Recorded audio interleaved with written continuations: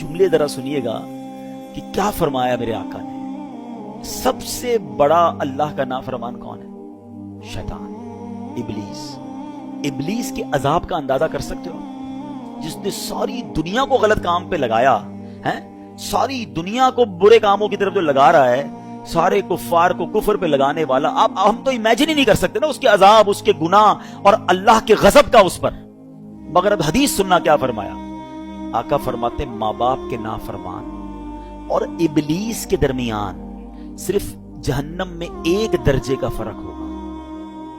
आप यकीन, अगर इसकी वो कहना हैबत को समझो, जो अगर समझदार इस बात को समझे ना तो रोंगटे खड़े हो जाएंगे। इबलीस का अजाब कितना होगा उसके अजाब में और मां बाप के नाफरमान के अजाब में एक दर्जे का ही फर्क होगा।